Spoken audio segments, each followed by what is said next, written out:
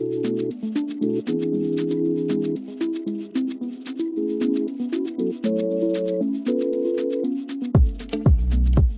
to the What's Your Grief podcast. I'm Eleanor Haley. And I'm Lisa Williams. We're the mental health professionals turned grief friends turned co-founders of the website What's Your Grief. In this podcast, we talk candidly about all things grief, from pop culture to grief theory.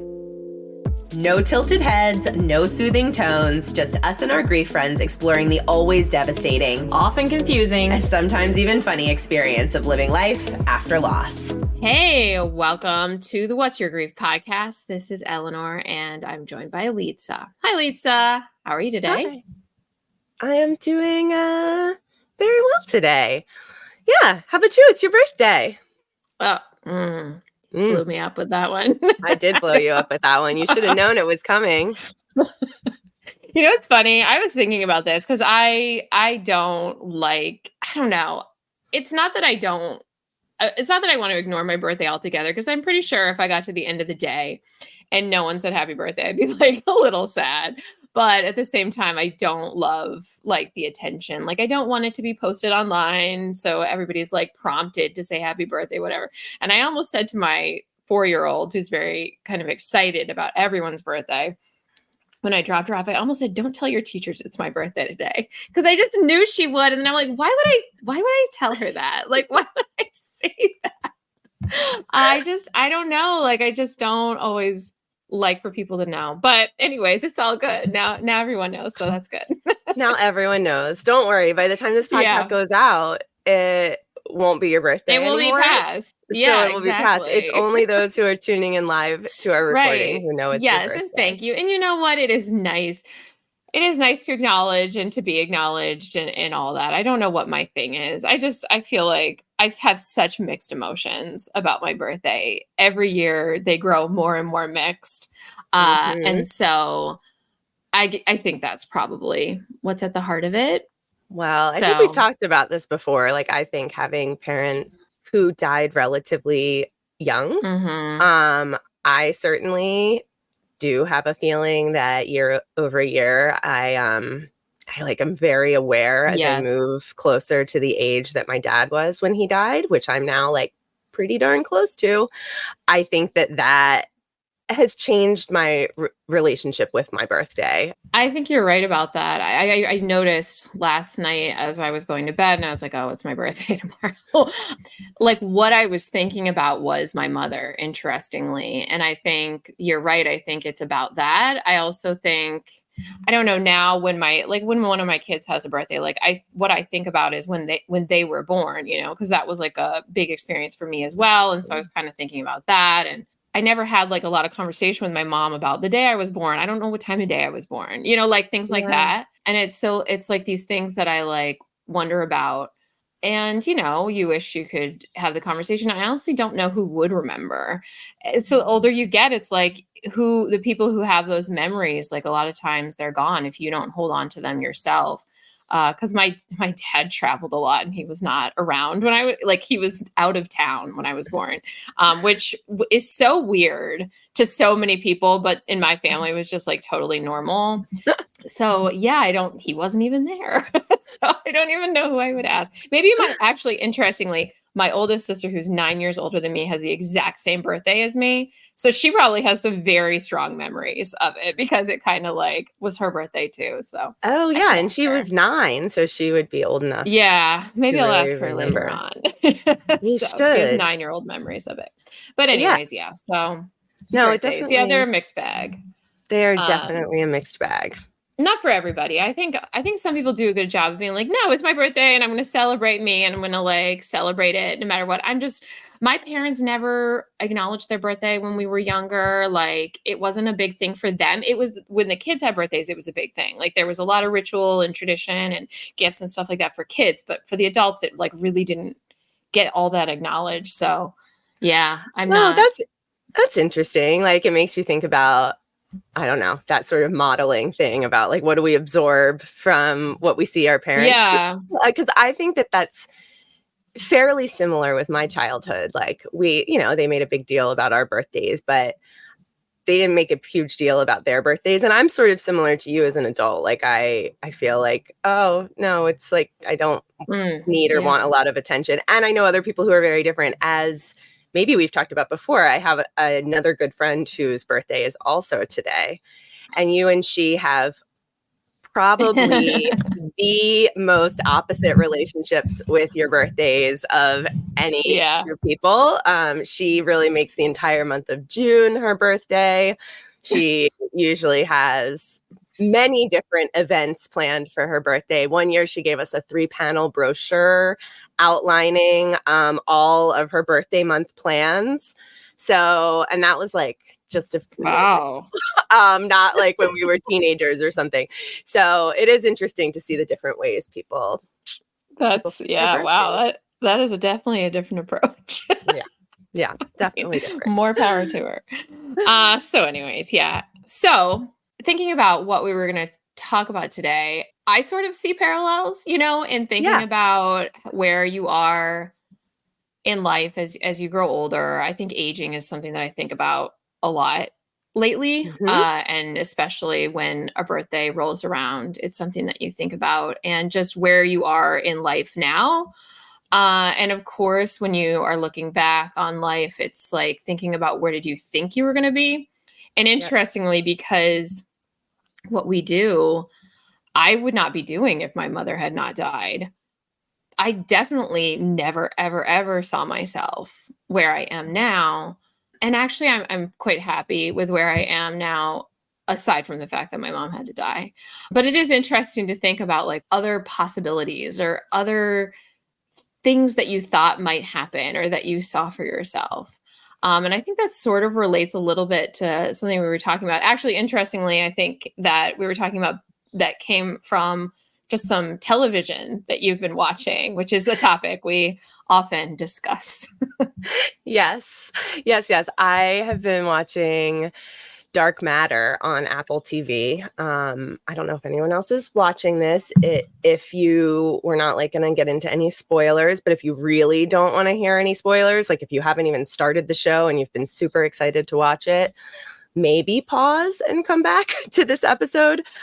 But I have been watching it, and it is a show that dives into the concept of the multiverse. And, I think over the last, maybe I'd say 5 years, 8 years, I think the multiverse has been all over the place in television and movies. And I've watched numerous TV shows and movies that have touched on this. And every time it really makes me think about grief. It really makes me think about kind of, as you're saying, like that trajectory of life. And I have thought about, with probably every TV show and film I've watched that touches on the multiverse, about like, oh, I should write an article about this, or, talk about that. And we just never have. And so I don't know, as it came up as I was watching it yet again, I thought, all right, maybe this is the time that we at least talk about it on the podcast, because whether or not you have watched anything about the multiverse or not, or ever even thought about it, we'll talk about what it is if you have no idea. I think there are just things about it that really do connect with how a lot of people conceptualize the timeline of their lives after loss. Yeah. So you and I, our viewing pleasures converge sometimes and then diverge at other times. And I am definitely not somebody who watches a lot of the types of media that would focus around the multiverse. So I feel like I understand like what it is in theory, but I am sure there is a lot of nuance that I am not totally versed in. So could you start by kind of explaining like just a basic idea? Let's not get into the wiki of it. Don't worry. We're not going to do a deep dive. I'm not going to talk about Marvel in depth. But it's funny, actually, my first memories of the multiverse do not start with TV and media. It actually does start with my dad. My dad was a math major and really into math and physics and reading. I mean, I remember him reading all of these kind of like math and physics books when I was growing up. And I remember my dad telling me at one point when I was like a kid, explaining the idea of the multiverse to me as a theory or way of explaining things in quantum physics. I will not get into the quantum physics part, but there is like, is an older kind of theory attached to quantum physics that has just shown up recently, I think, a lot in media. And it's in its simplest form. It's just this idea that at any moment where there is kind of a divergent point in your life or in the world, and infinite options of different things could happen, that there are parallel universes in which all of those things are happening. And so really the multiverse is just all of these infinite parallel universes where every possible thing is happening somewhere. And if you can imagine it, it sort of diverges over and over and over again, because life is always giving new moments and options where new things could be happening. And, this is a concept that, it's funny, I've thought a lot about, like, why did it become so popular recently in pop culture? Like, is there, I don't know, a reason? And part of me thinks that it is, as there is so much going on in the world, that there is like something really appealing about the idea of the multiverse. I don't know. But in its basic form, that is just the simple concept of the multiverse. Does that make sense? Basically, sort of, yes. It does. It's like there's a lot of questions that I could ask, but in just as a concept, yes, it does make sense. And I am familiar with how some of the movies and TV have used it as a plot device, but I haven't watched all of it. What are like the best examples you can think of in media right now? Yeah, so probably the biggest one over the last couple of years was the movie Everything Everywhere All at Once, which was very popular and got a lot of awards and was great. And, in that one, there wasn't necessarily overt grief themes at all, but there was sort of life regret themes, right? There was this theme of a woman who's pretty dissatisfied in her life, or has a life that has a lot of strain that goes with it. And in that version of the multiverse, she goes and is able to see all these other parallel universes where she made different choices and who she was in all of those different parallel universes. And she sort of hops around and sees that, and is also able to see her family in other universes too. So I think that was one that was a big one. I think this, this goes way, way, way, way back. And it was not like an overtly multiverse thing, but it was the same thought concept. I think a lot of people, when they think of that 90s movie with Gwyneth Paltrow. Sliding Doors. Sliding Doors. Yeah. Right. Like that concept of like a moment where your life diverges. The only reason the multiverse is more complicated is that it's like thinking about all of those different moments. There's like more than two paths. There's infinite, essentially. Exactly. Yeah. And then a lot of the Marvel movies have really gotten into this. And I think it's sometimes in really grief-focused ways. Marvel made a show a couple of years ago called Wandavision, which it wasn't about the multiverse, though it was very griefy. And in Wandavision, in the Marvel universe, Wanda's husband Vision has died. But in the show WandaVision, you're not really sure like what the premise is. Vision is there and alive, and you think maybe it's just happening before or whatever. Again, spoiler alert, if you haven't watched WandaVision, it's like that was like 2021, I think. So but what you find out by the end of the show is that she's kind of created this whole fake world and town and whatever, where he is still alive and where they were able to have a family and like live out this life together. And so it's really her grief, you know, and her avoidance of her grief that is the whole premise of that show. And it sparks Marvel then going on to having a whole plot line around the multiverse, where at the end of WandaVision, you sort of see her learning about the multiverse and realizing this possibility that there are other universes where Vision could still be there, her children, you know, it could be there, and then wanting to sort of tap into the multiverse to be able to go find these other realities of herself where those people haven't died. And so it has a very overt grief theme of imagining those other realities. And obviously it's Marvel. So then going and finding those realities. And so the parallel, of course, with experiencing grief is that something that we often do in grief is we talk about the concept of counterfactual thinking. So we think about the reality that we are in.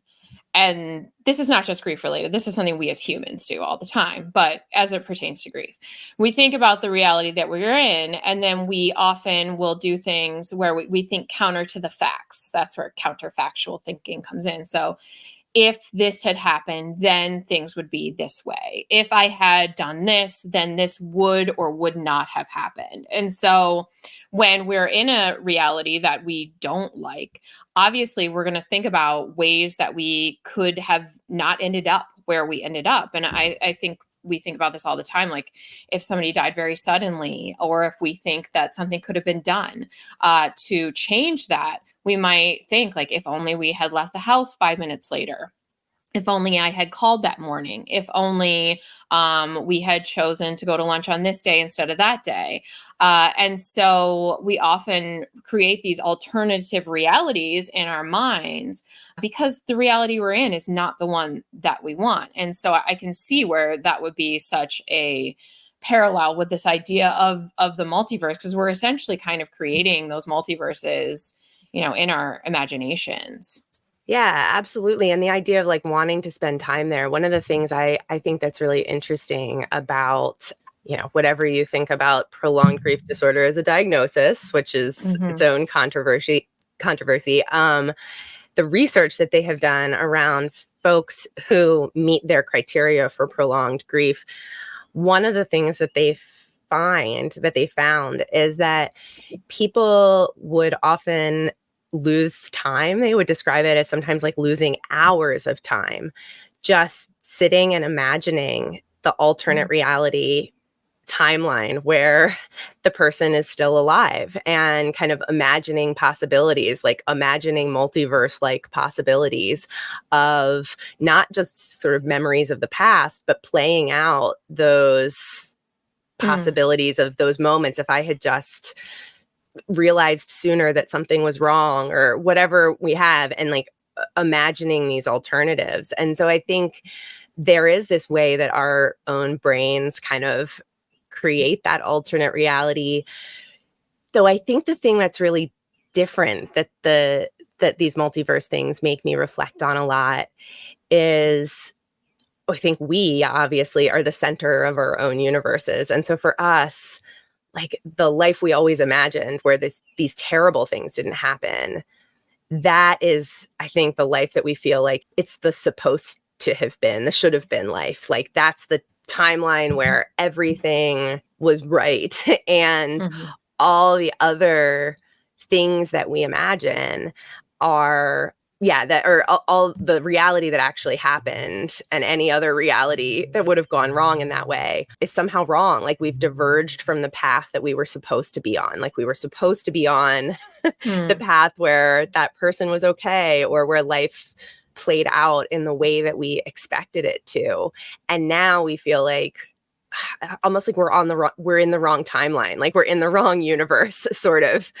And yeah, and I think sometimes that imagining is like trying to imagine getting back to the universe of the life that was supposed to have happened. If that makes sense. Like how did I get stuck being the ones on this timeline when there are other timelines.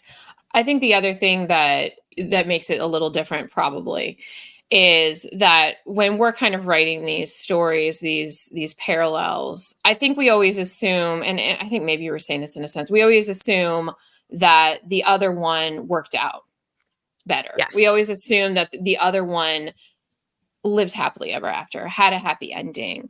If we had done X, then Y would have happened. When in reality, we have no proof that that would have happened.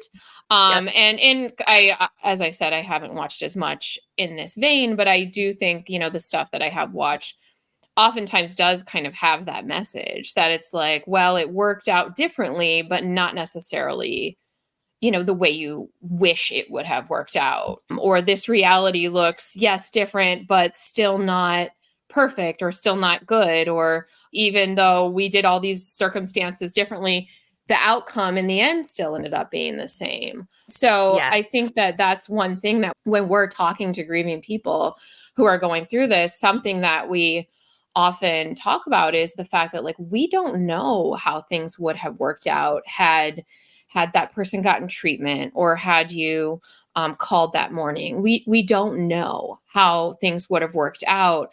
We think there's a chance it could have been different, but we don't know that.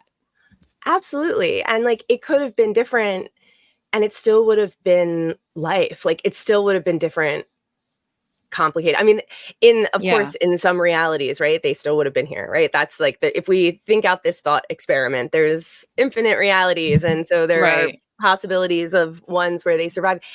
And that life is still complicated. Like, I think about my own life, and my one thing that I know I do in my counterfactual reality is my sister developed a really bad addiction after my dad died. And I know for years I used to think like, oh, if dad hadn't died, that wouldn't have happened.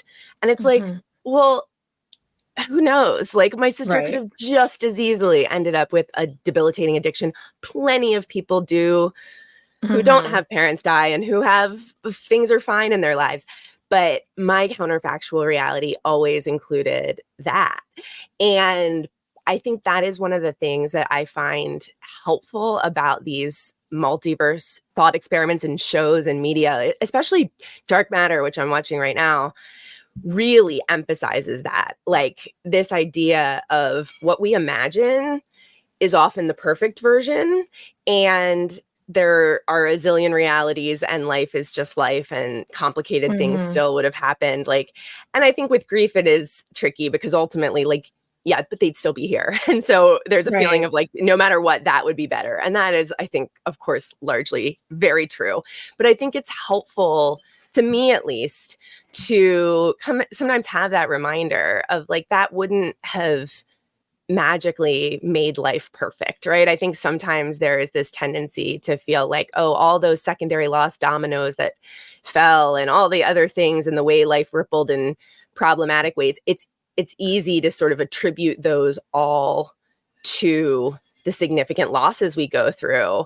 And it is, for me at least, sometimes a helpful reminder that I wish they were still here, and then life would have been still messy and complicated and full of other losses. And, we just don't know. We just don't know what it would be. And I like that the multiverse in media kind of forces us to think about that. And in Dark Matter specifically, really, they kind of very much address that head on, because a character in the show like tries to find this other reality where he thinks life would have been better, based on kind of a decision, and then gets there and it's different than he expects for all these reasons. And he goes, to a therapist who sort of explores that with him, and this idea that he probably, of course, he's just talking about it in forms of sort of imagining life. And she sort of says that, right? Like, when we imagine things, like, it seemed like you imagined this without any of the complications and problems, and life always has the complications and problems. And I think that's what sometimes we do in grief. We just imagine the other reality would have been, they lived and everything was great, when it's like, no, they may have still died. A million other things might have happened. So I find that piece of it kind of, I don't know, a useful thought experiment.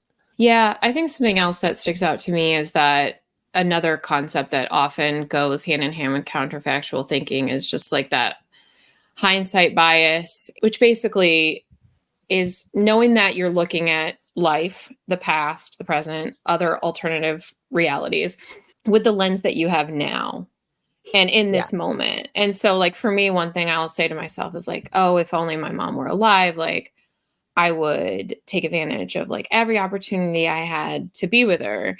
And of course, it would be better if my mom was alive. Like, that is definitely like the number one scenario. But I don't know that I would take advantage of every opportunity I have, because I wouldn't have the hindsight that I have now, knowing how much I wish I had that. You know what I mean? Yes. Like, it's like that thing, like you kind of take for granted your days and your sometimes the people in your life and your blessings, whatever. And I could so see that I would not understand my blessings if I didn't have this lens. So the alternative reality is shaped by your current reality in many ways. Absolutely. I think it's so true. I mean, we beat ourselves up because we think, oh, you know, if I could go back to that moment in time, whatever it was, you know, and have the path diverge and they're still here. It's current us who survived their death and the grief and who has been here in the mess and learning lessons and changing and whatever, you know, that's the person who we imagine like, oh, if we, with all the information that we've gained from hindsight, could go back, that's what we play out. And I think that it is hard to almost go back and really imagine who we were before we learned all of those things. I think that's one of the other things that's interesting in Dark Matter, that they sort of play out as a plot line.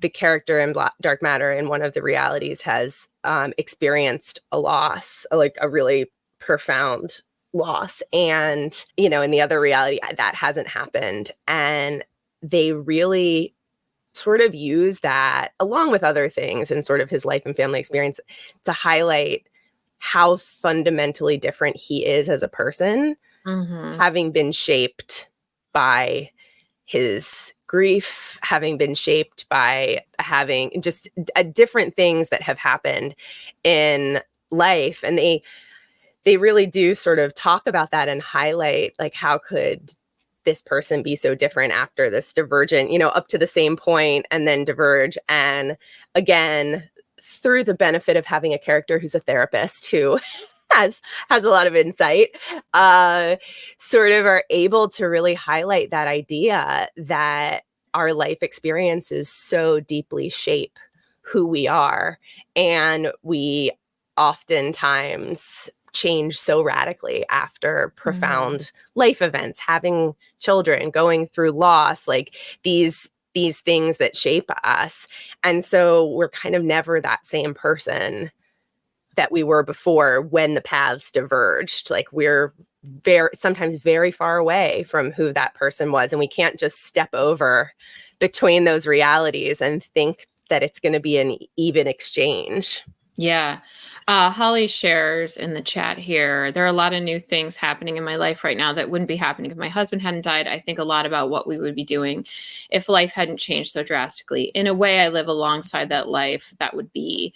And I do think that that is so true for so many people, that no matter what, you do carry that forward. Like, you do think about, like, okay, well, how old would they be now? What would we be doing? What were we supposed to be doing? What would our life look like? And I think that's a very normal and natural thing. Though I do know we talk a lot in our trainings about non-death loss and this idea that there's kind of just that normal sort of thinking about it. And it's sad, and it's always going to feel sad. But we kind of can cope with it and still move forward with the life we have. But then there are times where we really get stuck in that it was supposed to be this certain way. Yeah. And I think that is one of the things that they've looked at too in some of the research around what can make people feel even more isolated is that idea of really feeling like I'm no longer on a normal path. Like whatever happened, whatever that loss was, that other people are all on like the normal path that their life was supposed to take, and I was derailed from the life that the trajectory, the life I was supposed to be living. And that's one of the things that can sort of highlight us feeling further away from other people. And interestingly, I again think like the idea of the thought experiment of the multiverse is sort of a weird reminder that like people are in big and small ways often diverging from the lives that they thought they were going to live and the lives they imagined. And it's sometimes not as profound as a devastating death, but many people have these moments that they go back to and they feel like, oh, wait, if I had taken that other path, like maybe that would have been better. That's where I should have been. Yeah, I mentioned that we talk about this with non-death loss a lot, and a lot of those losses don't get noticed or acknowledged by other people, but things like infertility or maybe losing the ability to be in a certain career, things like that, lives that you had imagined for yourself that didn't work out the way that you wanted. There's a ton of loss there. And oftentimes you do carry that with you and think about like, oh, all my friends are having kids right now, and I wish that were me. Or maybe it's even later on in life and you're looking back on, thinking about if I were able to have had kids, like, would they be having grandkids? So there are all these different types of losses, some of which, like you said, are very, very obvious. People know about them, like the loss of a loved one, but there are also all these very unrecognized losses that are not always quite as public, that people are really grappling with, that have changed the trajectory of what they thought their life was going to look like versus what it looks like. Yeah. And that with that, there's often, I think, a hesitation sometimes for people to talk about it because there's a feeling of that's suggesting I'm not grateful for the things that do exist in my life. And as always, it doesn't always come back to dialectical thinking. Like sometimes it's being able to hold two things and be able to say, like, I am both grateful for things that exist in my life now, like you were saying at the beginning of this, like, I am grateful for what's your grief. I'm grateful for what we do. Like we wouldn't have known each other and we wouldn't have done what we've done at What's Your Grief. And those are all things I'm deeply grateful for. And I think when we talk about undoing realities, there's a fear of it's meaning, oh, I'm not grateful for anything in my reality that exists. And of course, that's never the case. Like oftentimes we love things about our life that exists, and we still have those deep wishes for a different reality and those, those feelings, and being able to create that space for all of it and acknowledge all of it. I was just talking to somebody else about this recently about how complicated she feels about imagining a life where she hadn't had kids, to the degree that she like doesn't even let herself think it because she feels so guilty about thinking it. And we were talking about like you can create space for all of it. Like we've talked about many times on here, like positive change creates loss as well. And like there's always pieces of it, I think, where we imagine other lives and other realities and can say there would have been things that would have been wonderful and things that would have been devastating about those other parallel multiverses. Yeah, sure. And I think that it takes time and often a lot of work to get to a place to be able to say it, but it's okay to be okay with the reality that you're in. It's okay to find things you value in that life and also still feel sad about a life that didn't work out, or things about your life that didn't go the way you would have liked them to go. But it's more normal to get to the place where you're like, this is not what I envisioned. Like very few people have a life that goes exactly as they envision, or I guess they're in that reality of the multiverse, right? That where Right. everything Yes. works out exactly as planned. Like if you're saying there are infinite paths, that's only one of the infinite, right? And so that is very unlikely to be the case. Yeah. Like something's going to happen that is not what you would have wished for or hoped for or planned for. And so we've really got to find ways to be okay and to have meaning and purpose in our present, despite the fact that we're going to grieve things about our past or grieve things that we've lost over time. And easier said than done. Like or what could have been. Yeah, or what could have been, right? So it's like it's easier said than done. I'm not saying it's in any sense easy to get to that place, but like multiverse aside, this is the one life that we're in, right? We're not hopping from multiverse to multiverse. And so, yeah, this is the one we've got. Well, and I think that that's the thing that ends up being often a takeaway, you know, whether that's because it creates a neat, tidy ending or what, I can't say. But in a lot of these multiverse things, I think one of the things that often happens is people developing that gratitude for the things that they have because they recognize every universe has its trade-offs and you know, all these different realities and what, you know, whatever, but of being able to be present with the life that we have and figuring out what that means. And that doesn't mean denying these imagined alternative realities that we'll, I think, always have. Like, I think we will always have that after loss where we are imagining what it would be like if they were still here, that we're at every event thinking, oh, what if they were here?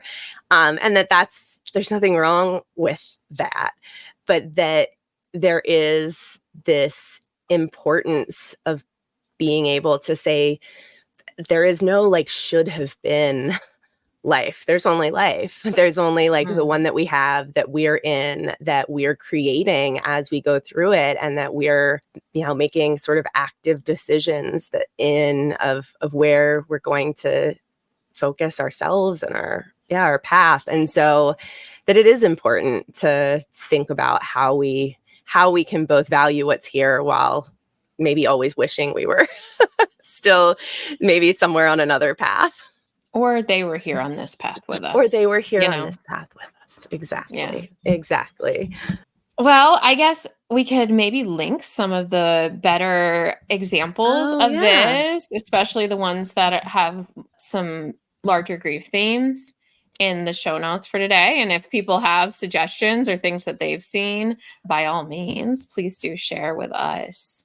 Yeah, there are plenty of other like shows out there. And not just shows, I think video games too. I think that Fortnite, which I don't know anything about but know is quite popular, incorporated things about the multiverse. And I mean, also like a lot of really light things. It's not like they all have to be heavy and griefy. Like Everything Everywhere All at Once is not heavy. Rick and Morty, the animated show, that is like a multiverse show that is definitely not. I want to say I watched The Umbrella Academy, and it's more like a time travel sort of idea. Like if we traveled back in time and had prevented this, then that would have happened. And that it's got a lot. Yeah. It's got a lot going on. And it's been on break for a long time, so I don't know if it's coming back. But yeah, there's a lot. There are a lot of ways that you see this kind of play out. So yeah. And I can't say it's going to be as helpful or comforting to others as it is to me. I don't know if comforting is the right word, but it is something where every time I watch something about it, it does make me think about life and grief in interesting ways and ways that I do find sort of helpful. Yeah. All right. Well, as always, we are open to your topic suggestions. We're coming up with a calendar for the next couple of episodes. So we would love to hear from you if you have a topic suggestion or just a question. Sometimes a question can be a good conversation starter. You can email us at whatsyourgrief@gmail.com or message us at whatsyourgrief on Instagram.